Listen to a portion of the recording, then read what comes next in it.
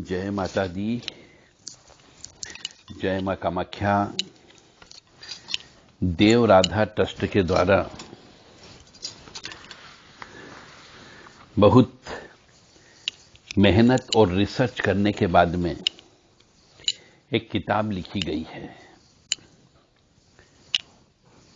मकान, दुकान या फैक्ट्री किसी को भी प्रारंभ करने के पहले किन किन बातों का ध्यान रखना चाहिए। मकान खरीदते समय किन किन बातों का ध्यान रखना चाहिए, फैक्ट्री खरीदते समय किन किन बातों का ध्यान रखना चाहिए,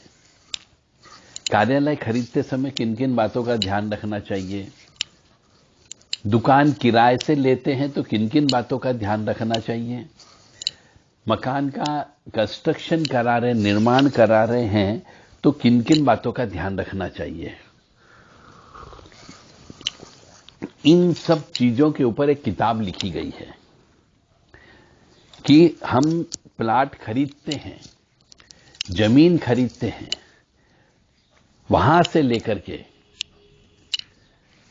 भूमि पूजन और नींव भराई से लेकर के छत डलवाना और मकान का, दुकान का उद्घाटन करने तक कि कौन कौन से नियम लागू होते, कौन कौन से मुहूर्त में क्या क्या करना चाहिए, इसके ऊपर एक किताब लिखी गई है। मकान की नींव खुदाई से गृह प्रवेश तक के नियम। इसमें सभी बहुत ही बारीक बारीक चीजों का विस्तृत वर्णन किया गया है। मनुष्य के ऊपर, उसके जहां वो रहता है, रात गुजारता है, उसके आसपास का वातावरण का भी प्रभाव पड़ता है। वास्तु का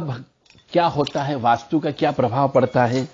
कौन सी जगह क्या होना चाहिए, यह भी इस किताब में लिखी गई है। वास्तु पुरुष कौन है, मकान की नींव खुदाई के समय किन किन बातों का ध्यान रखना चाहिए, वास्तु पूजन में कौन कौन सा सामान लगता है, लग्न शुद्धि क्या होती है, भूमि पूजन किस समय पे करना चाहिए, नींव की पूजन करते हैं उस समय कलश की स्थापना कैसे करना चाहिए, ग्रह बनाने की नींव जो है कब रखना चाहिए,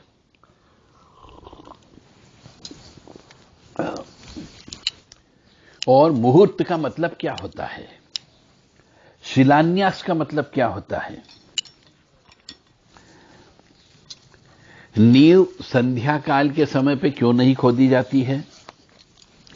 नए भवन में कौन कौन से सामान का प्रयोग करना चाहिए, वास्तु पुरुष जो भगवान है उनके कौन कौन से स्थान पे किन किन बातों का ध्यान रखना चाहिए, काल राहु क्या होता है, शुभ नक्षत्र क्या होते हैं, वास्तु पूजन कैसे किया जाता है, किस समय पे वास्तु पूजन करना चाहिए, गृह प्रवेश कब करना चाहिए,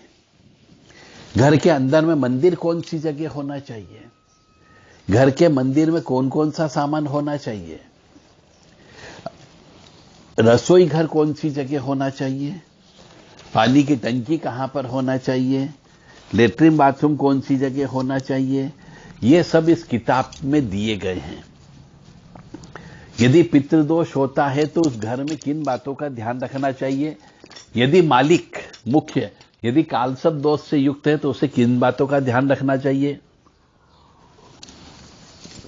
ये सब चीजें इस किताब में दी गई है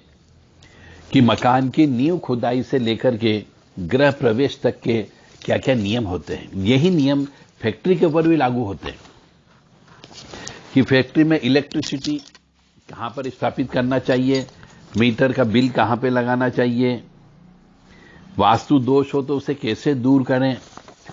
चौकोर प्लाट हो तो कैसे उसका निर्माण करना चाहिए, गोमुखी प्लाट हो तो कैसा निर्माण करना चाहिए, शेरमुखी प्लाट हो तो कौन सा निर्माण करना चाहिए, शेरमुखी मकान में क्यों नहीं रहना चाहिए, कूड़ा करकट कौन सी जगह डालना चाहिए, ये बाकी जितनी भी चीजें कष्ट से संबंधित चीजें होती है, ये सब चीजें हमारे द्वारा इस किताब में लिखी गई है। भूमि का शुद्ध कैसे करें, भूमि का शुद्धिकरण कैसे किया जाए, मकान बनाते समय कौन सी लकड़ी का प्रयोग करना चाहिए, कौन सी लकड़ी का प्रयोग नहीं होता है, छत की ढलान किस तरफ होना चाहिए, दक्षिण मुखी मकान में कौन सुखी रह सकता है, पूर्व मुखी मकान में कौन सुखी रहता है, जल का स्रोत कौन सी जगह होना चाहिए, कहां पर मुख्य व्यक्ति मालिक होता है उसका शयन कक्ष कौन से तरफ होना चाहिए, ये सब चीज इस किताब में लिखी गई है। टूटी हुई वस्तु को कौन सी जगह रखना चाहिए, कब नहीं रखना चाहिए, पितरों की तस्वीर को कौन सी जगह लगाना चाहिए, देवी देवताओं की तस्वीर को कौन सी जगह लगाना चाहिए, वास्तु दोष कैसे दूर करेंगे, और यदि कई बार ऐसा भी होता है कि मकान बनने के बाद में साल 6 महीने के अंदर अंदर ही मेन व्यक्ति की मृत्यु हो जाती है, जिसके नाम पर मकान था ने मालिक की मृत्यु हो जाती है। तो वो मालिक की मृत्यु क्यों हो गई, क्यों मालिक की मृत्यु हो जाती है, वो उस मकान का भोग नहीं कर पाता है,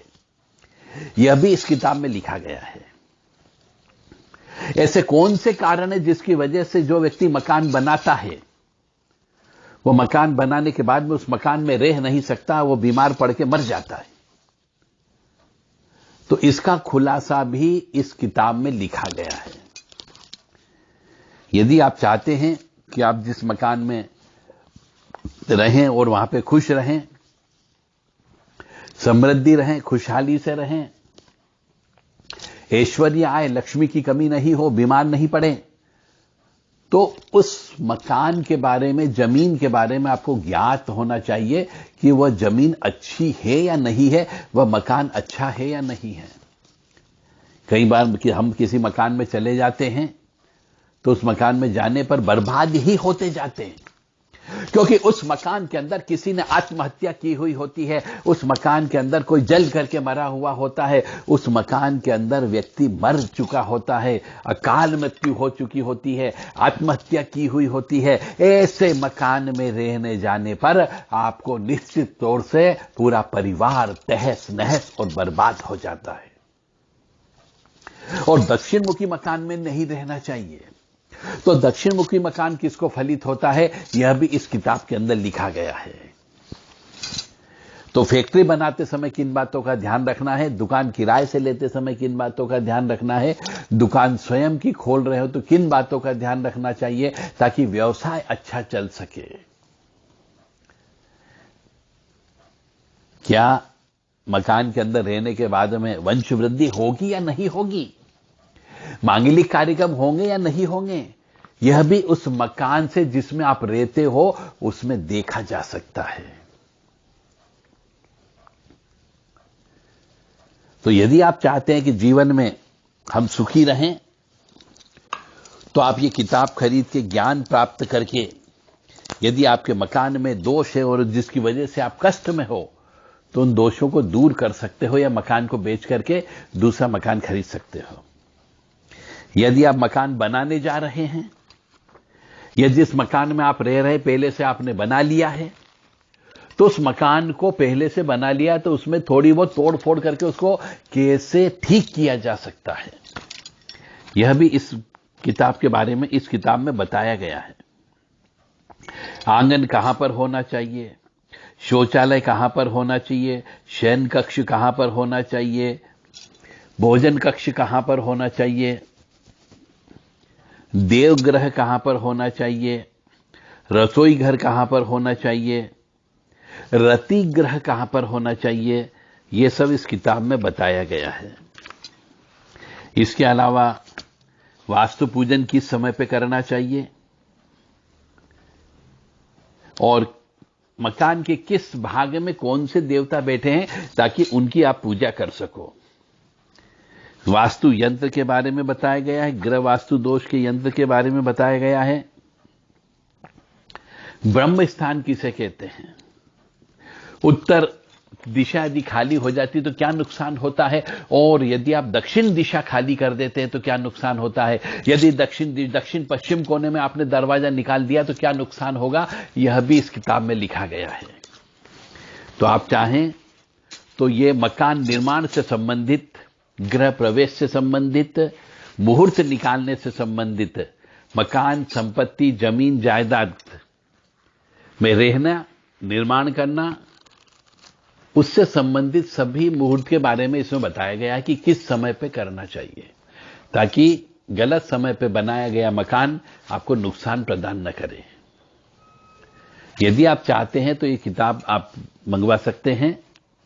मकान की नींव खुदाई से लेकर के गृह प्रवेश तक के मुहूर्त कौन कौन से होते हैं और कौन कौन से नियमों का पालन करना चाहिए, ताकि आप सुखी रह सकें और समृद्धशाली रह सकें, घर में कोई अकाल मृत्यु नहीं हो। जय माता दी, जय मां कामाख्या।